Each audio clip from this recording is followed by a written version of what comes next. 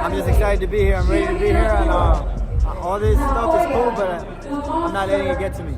You know, it is what it is. We gotta fight on Sunday. How do you feel? Naoya, the monster Inoue. Fighting out of San Antonio, Texas, by way of Monterrey, Nuevo León, Mexico. Here is Ramon Cardenas. After dominating Ramon Cardenas, Naoya Inoue has made it clear that his next step is a fight with Tank Davis. If fate allows, the Japanese superstar made his long-awaited return to the United States with a media workout in Los Angeles with a clean record. Inoue showed up with the kind of energy and confidence that's become expected of him. And now his attention is already turning toward bigger names and higher weight classes, with Gervonta Davis clearly on his radar. I'm a puncher. He is good. Who's that? Inoue. Yeah, he's fighting this weekend. He is good. I'm gonna watch him. That's the one you asked where he come from. Yeah. He's Japanese. Good. His placements and everything. Footwork. Inoue touched down in the U.S. after nearly 4 years and has wasted no time making his presence known. His return marks the first time he has appeared stateside since 2020. But the energy around him hasn't faded as a two-weight undisputed champion. He comes in carrying not only belts, but the kind of pressure that only a fighter with 10 straight knockouts and global acclaim can understand. Naoya Inoue is going to knock out Ramon Cardenas. Now, yes, both have been very active, but Naoya Inoue has swimmer skills, speed, power, experience, has a way better resume, and his latest performances have also been way better. Ramon Cardenas has been in complete bumps, has a glass jaw, and his latest performances have also been trash. Ramon Cardenas In his open workout, he gave the crowd a taste of what was coming, with precise movement and explosive power that showed he hadn't missed a step. Since leaving American soil, he and Cardenas squared off before moving through their drills. Inoue pounding the heavy bag with the same rhythm and power that's been ending fights early for years.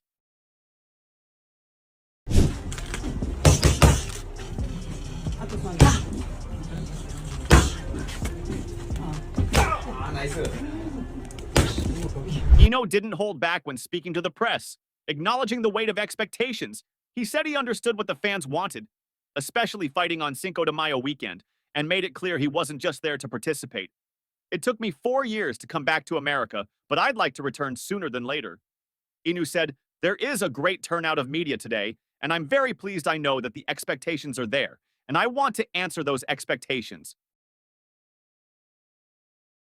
How is he knocking people out later in his career? You're supposed to start knocking out guys earlier. His power is showing up later. How is that? Is that? Man, I honestly think Ramon's always been talented. You know, he's always had a gift. He's always been able to pop. It's been a gift of his since we've been kids. And I think just as the years have gone on, he's gotten stronger. The training here with Joel Diaz and myself, we kind of really emphasize trying to hurt these guys and punish these guys. He also opened up about his respect for Mexican fighters, naming Barrera Morales and Marquez as some of the legends his father admired. Cardenas is a beautiful fighter. He's an all-around good fighter. But for me, it's easy. He said no matter how he comes out, I think I have the advantage. That confidence wasn't just talk. He is sure he'll walk through any opponent given to him. And Cardenas will be just the start. Cardenas, who came into the fight 26-1 with 14 knockouts, was bidding for his first world title.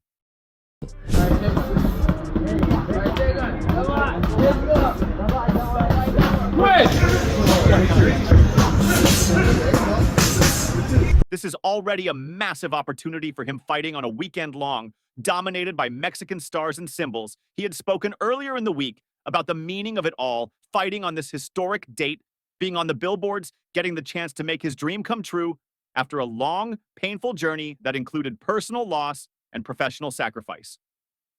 This is a dream come true for me. Cardenas said, "I've lost an uncle on this journey.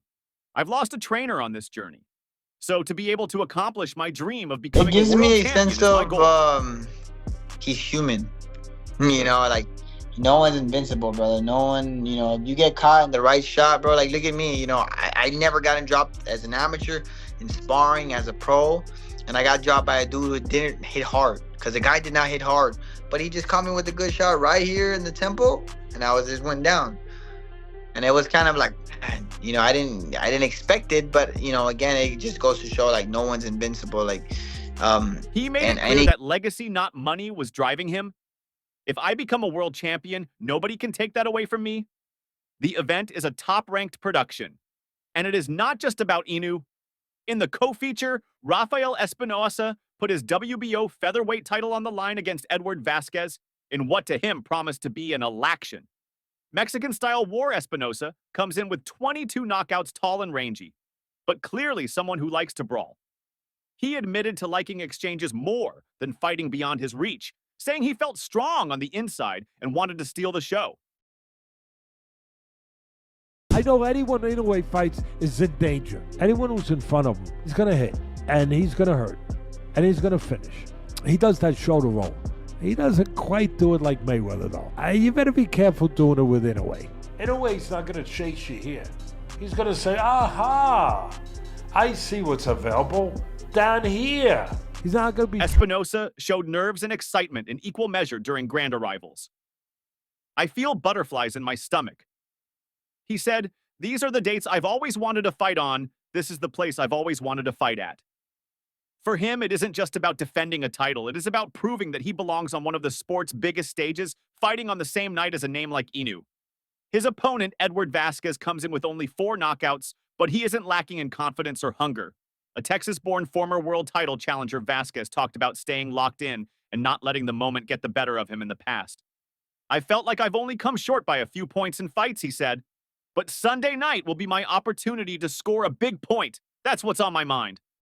Distance. I think Cardenas is a good, tough, durable guy with a good explosive style, which really could make Inoue think a lot, to be honest with you.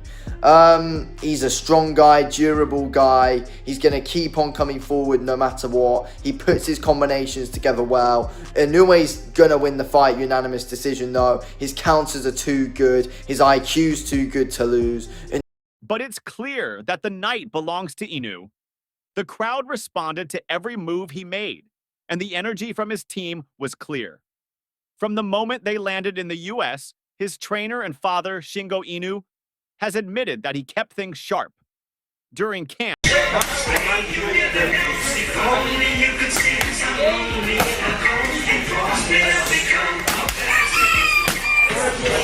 reporters caught up with Inoue in the middle of the week in Las Vegas, and when asked about a potential clash with Gervonta Tank, Davis Inoue didn't dodge.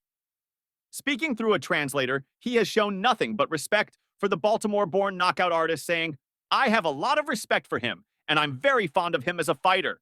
And yeah, we basically communicate on social media if possible.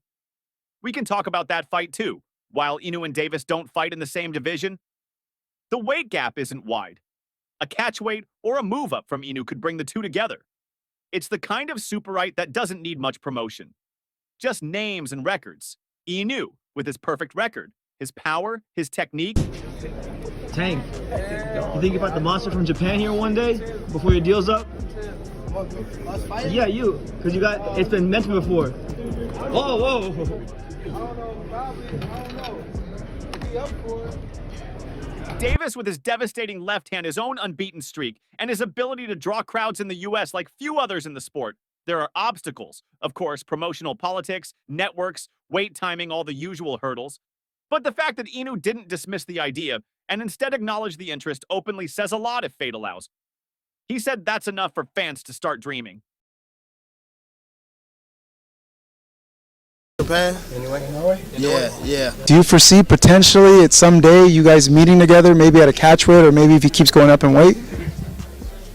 Probably. Yeah. That would be like a fun fight. Crazy. Yeah, that would be a fun fight. Now that would be technical. That fight right there, like me and him. But I think I'd be too big for him. Probably, yeah. I'd be too big for him. Yeah. But that fight would be like a dream fight. Yeah, facts. In the meantime, Inoue remains firmly in control of the 122-pound division. There aren't many challengers left who look capable of giving him a real threat. And with the way he's expressing his confidence, it's hard to see anyone at that weight. Slowing him down, his power is real, his precision is unmatched, and his confidence has only grown.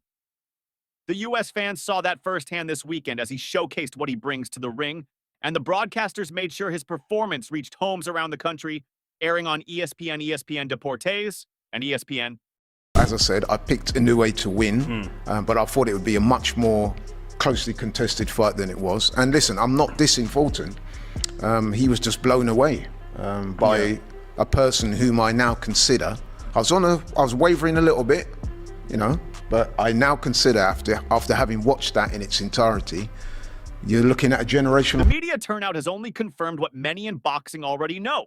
In a name that carries weight from Japan to Vegas, from Tokyo Dome, fights to Cinco de Mayo, weekend in the States.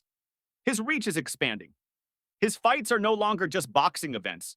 They're becoming major moments, and now, with his name next to Tank Davis in the headlines, the future just got more interesting. Whether that fight happens next or down the line, Inoue has made it clear he's not standing still. He's looking for the next mountain, and Javant might be the peak he's targeting. But if this fight happens, how do you see it going? Share your thoughts below, and don't forget to subscribe for more updates. See you in the next one.